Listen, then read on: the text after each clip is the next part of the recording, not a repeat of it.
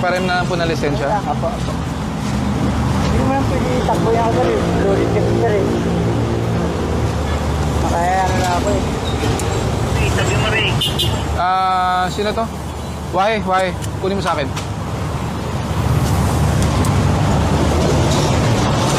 Sir, ORCR po. Ba't wala po kay plaka? Ito yung sa truck. Sir, hindi rin po lang puti. Pera po ng ORCR po. Baka nandyan po. Ay, hindi po ito kailangan ko, sir.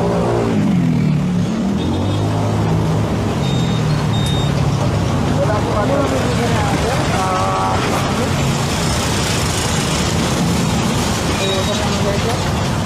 Araw-araw po kayo dyan nagpapag-vulcanize. Hindi po.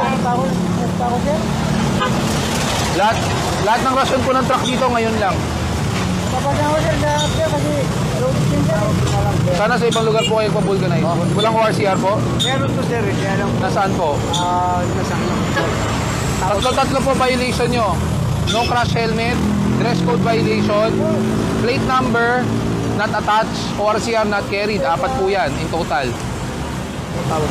Opo, may impound po yan ha. Para po makuha lang po. Para lang po makuha. Dapat po carried po sir. Hindi po dapat hinihingi o pinapadala po. Initial violation, no crash helmet. Dress code violation, license plate not attached. Kasi may order. Yung tatluan. Yung tatluan doon. Pakisalo nyo nga sa kanto. Saluin nyo yun nasa kanto. Tapos hindi nyo po dala ang ORCR nyo, sir.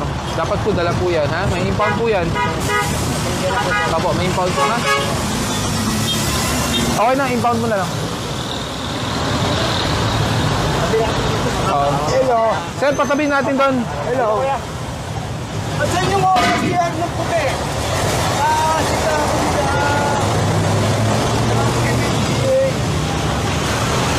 ako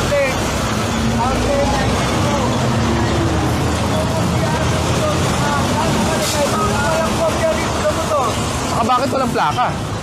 ORCR ng netong puti. Sige, Vic, ano muna. Nasa plaka? Asan yung plaka? Patay tayo. Yan oras. 9:53. Nauli nga ako. At inoto sa'yo?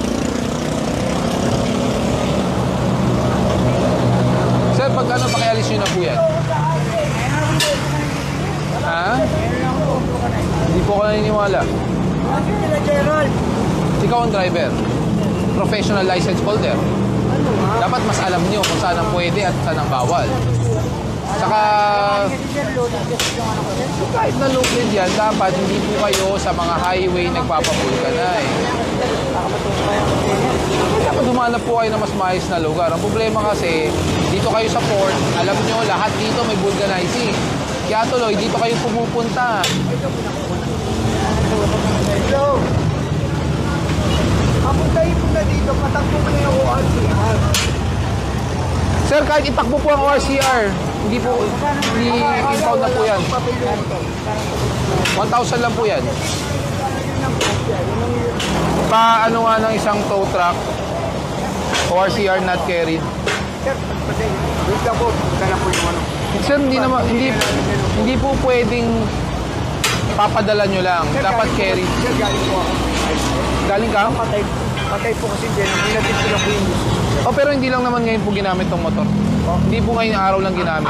sir, ang ginagamit ko po, yung malaki. Alam po yung Hitler yan. Yun nga, sir. Meron po kasi akong malaki. Kaya nga, sir. Pero, hindi naman po ngayon lang to na walang ORCR at hindi po to ngayon lang na walang plaka. pero sir, so far, na totoo lang sir, pangalawang araw kong ginagamit ko dahil hindi rin po nga po dahil. Pero hindi ko po alam na wala po yung kopya. Pero, Buksan mo. Gusto ko makita ang milyahe. Kasi kung pangalawang araw lang, dapat mababa milyahe nito. hindi po. Yun. Matagal na po itong Ibig motor. sabihin ko, boss, matagal nang ginagamit to ng walang plaka na nakakabit. Akin po ito, matagal na ito. Hindi pa ako nagkakamali, magsasampung taon na po ito. O, so ibig sabihin may plaka at may ORCR dapat yan. Meron po siya. So bakit di po nakakabit ang plaka? Kaya nabasag po eh. Pero papakita rin po sa inyo yung basag. Pinakuha ko rin po lahat sir. Hindi po tamang rason yan eh. Kasi sir, sa anak ko na po ito eh. Anak ko rin po. So siya ang gumagamit. Kailan nabasag ang plaka? Hindi naman siguro kahapon lang. Hindi lang po alam sir. So matagal na po. Opo. So dapat nakakabit ang plaka. ORCR should be carried at all times. You should wear your proper helmet. You should be wearing a enclosed shoes. Galing po siya sa patay. Pero never po ako nagmumotor nang hindi po ako nakapalit at nakapantalon. Pero hindi naka-helmet madalas. Ay, naka-helmet po. Yun Ang nga gamit po. ko po lagi. Ang gamit ko po lagi yung helmet. Ayun nga, sir. So bakit ngayong araw natsempuhan kang walang helmet? Sir, sa totoo lang, natin ko na po yung misis ko, nagmamadali. Kukunin ko po kasi yung lamesa, kailangan po sa ako. Pero sir, pasensya na po kayo. Sana maintindihan nyo, ha? Okay lang po sir, kaya pinapaliwanag ko din po sa inyo. Opo. Wala naman din pong problema. Kaya lang sir, basta akin naman talaga lahat ng pagkakamot. Kaya ang sa akin lang sir, yung sa totoo na lang, alam naman ng Diyos sir, hindi tayo sisinungaling. May yan po yun. Kasi, Opo, pero pasensya na, ha? Kung ano po yung hindi kita masyadong mapagbibigyan dahil ang daming violation. hindi sir, meron naman po talaga sir. Kaya, Pero not galing carried. naman po talaga ako kapatid sir. Opo, huwag po natin gagamitin yung patay as a Hindi po, reason. totoo ha? po sir, hindi ko po siya ginagamit. Hindi, I mean, sa wag akin. mo natin idadamay. Yun ang sabihin ko, wag natin idadamay sa pagkakamali natin, ha? Ang Wag natin madami, idadamay. sir, thank you. Nagmadali lang. Opo. Thank you sir, Mito. Kasi Ito na lang isipin mo, sir. Ito na lang po isipin mo. Road 10. Napakadaming aksidente nangyayari dito. 'Di ba? Malayo, malapit ang aksidente, hindi naman natin makakalculate 'yan, 'di ba?